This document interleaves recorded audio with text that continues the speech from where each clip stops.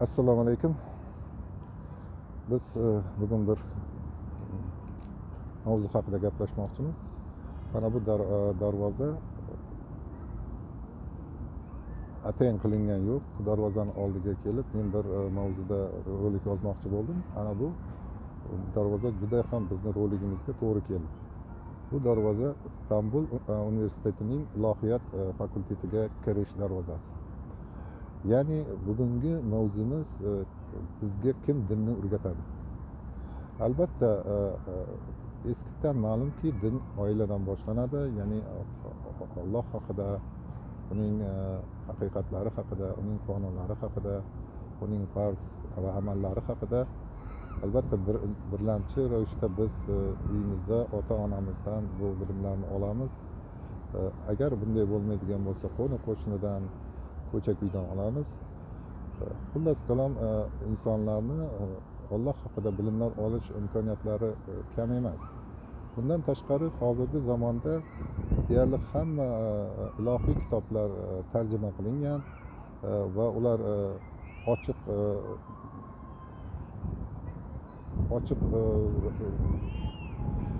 joylarda bor, ya'ni internetda bor, sotilyapti. Hech kimni bu narsalarni o'qigani uchun yoki boshqa uchun quvg'in qilmaydi. Albatta bular orqali biz ko'p narsani o'rganib olishimiz mumkin, lekin insonlar ko'pincha mana bu bizning ilohiyotchilarimizning gapirgan gaplarini haqiqat deb o'ylashadi. Ularni gapirgan gapini yuqori malakali mutaxassislarning gapi deb qaraydi. Lekin bu haqiqatmi? Bu haqiqat emas. Chunki ilohiyot fakultetlarida nimani o'rgatishadi? Mana shu ko'chamizdagi yoki masjiddagi yoki o'sha cherkovdagi yoki sinagogadagi yutib chiqqan ideologiyalar, ya'ni yutib chiqqan dinlarning ideologiyasini o'rgatadi. Bu juda ham tor bir tor proyekt. Bu tor proyektda siz Alloh haqida hech narsa bila olmaysiz. Bu yerda sizga ya'ni Alloh hech narsa bila olmaysiz deganim biroz qattiq gapirib yuborildi. Bu yerda ham o'rgansa bo'ladigan joyi bor. Albatta insonlar keragini o'ziga ola oladi, shunday holda ham. Lekin ko'pchilik insonlar keladigan informatsiyani yoki beriladigan bilimlarni baholay olmaydi.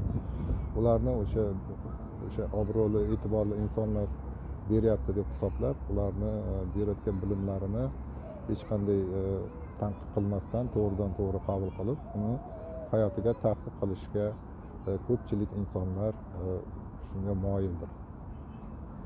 Biz aytmoqchi bo'lgan narsa shuki, ko'pchilik o'ylaydiki, bizga o'sha mollalar yoki o'sha cherkovdagi xizmatchilar yoki rabbinlar, boshqalar bizga o'sha dinni to'liq hamma tomonlama mukammal o'rgatadi deb o'ylaydilar. Aslida esa bunday emas.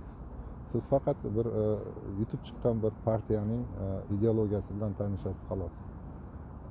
Boya aytganimizdek, albatta bu yerda o'sha ideologiyada yolg'on bilan haqiqatni aralashib ketganligini bilish va u yerdan haqiqatni ajratib olish mumkin, lekin juda ham qiyin masala. Buning uchun insonning o'zida iymon bo'lishi kerak, o'zi iymonli bo'lib Allohni yaxshi taniydigan, Allohning hamma kitoblaridan, oyatlaridan xabardor bo'lishi kerak. Mana shuning uchun ham ko'pchilik sen ilohiyatda o'qimagansan yoki din haqida biliming yo'q degan gaplar mutlaqo befoyda, ma'nisiz gaplar. Chunki mana shu o'zimiz eski ittifoq davrida o'qitilgan vaqtlarda o'qiganmiz. O'sha marksizm, leninizm g'oyalarini oldinga surilganda, biz o'shanda o'qiganda ham nimalardir shu yerda noto'g'ri ketayotganligini tushungan odamlar bor edi. Allohga shukrki, ular orasida men ham bo'lganman. Men o'sha Lenin asarlarini ham o'qigan insonlardan biri bo'laman. Uni o'qiydiganlar juda kam edi.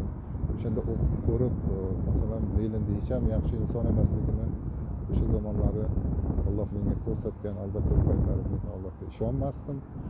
Shunday bo'lsa-da, o'sha bilimlarni olayotganimda qanday qilib o'qitish mumkinligini, qanaqa qilib insonning ta'limi, insonning ma'lumoti oliy bo'lgan taqdirda ham bir tiyinga qimmat bo'lishini o'shanda bilib qolganman.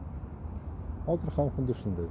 Mana shu diniy bilimlar bizga faqat o'sha g'olib chiqqan partiyalarning bilimlari, ya'ni g'olib chiqqan partiyalarning g'oyalari, bu narsa islomda ham bor, bu narsa xristianlarda ham bor, bu narsa o'sha yahudiylarda ham bor. Ular boshqalarga kun bermaydi. Ya'ni ularni o'sha qancha odam ularga shu dinga kirib, o'sha dinni qo'llab-quvvatlaydigan bo'lsa, ular o'zlariga mana shunday katta o'quv muassasalarini o'zlariga imkon qilishlari mumkin. Shu yerdan o'zlaricha bir mutaxassislarni tayyorlashlari mumkin. Ammo bular qanaqa mutaxassis? Ikkitagina savol bilan masalan butun bir Turkiyani butun muftiyatlari-yu, butun shu diniy tadqiqotlar institutlarining boshqasi yo'q, hammasini ostin ustidan ko'rsa bo'ladi. Sababi bular Allohni tanimaydilar.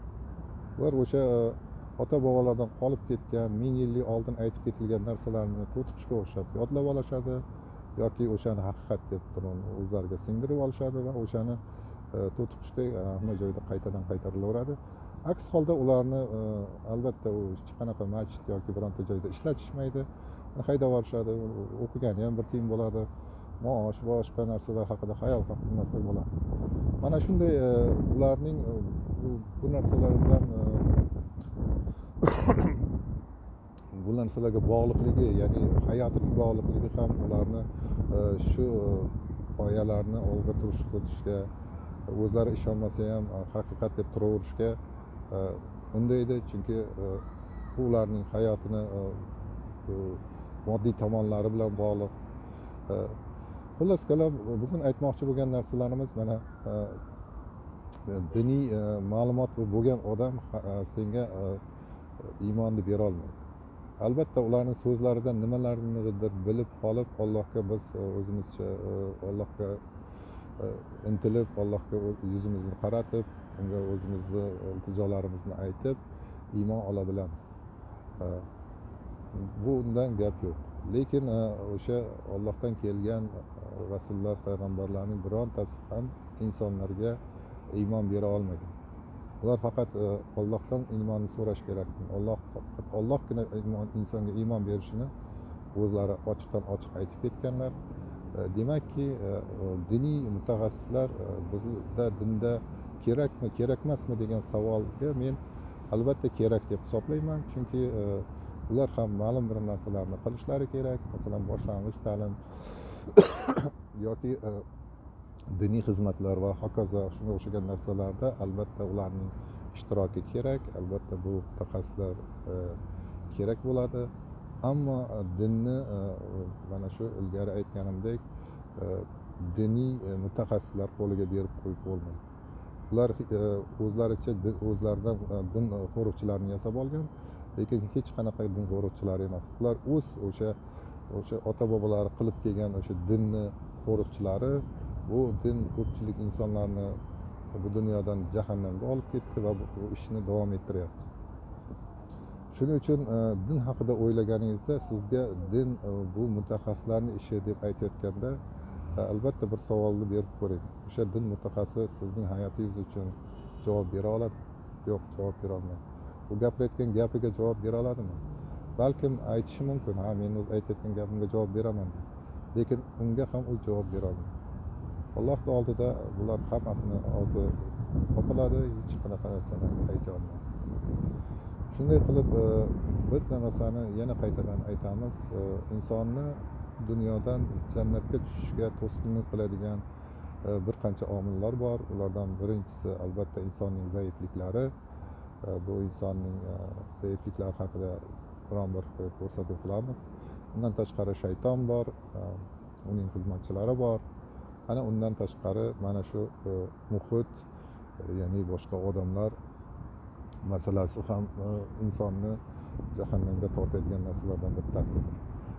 Har bir kitoblarni, Allohdan kelgan ilohiy kitoblarga qarasangiz, o'sha yerlarda ko'pchilik jahannamga ketyapti degan ma'nodagi oyatlarni o'qiysiz. Ya'ni ko'pchilik agar ko'pchilik biz mana bu dinga ishonyapmiz desa, bu dinga biroz shubha bilan qarash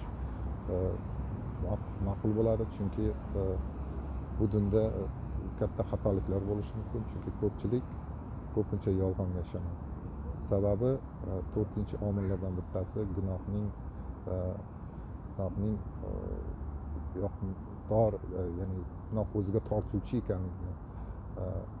ekanligini ham esdan chiqarmasligimiz kerak. Chunki gunoh shayton tomonidan go'zallashtirib qo'yilgan. Biz o'sha narsalarga tushib qolmaylik. Alloh bizdan rozi bo'lsin. Kelasi suhbatlarimizni davom ettiramiz degan umiddaman. Kuzatib boring.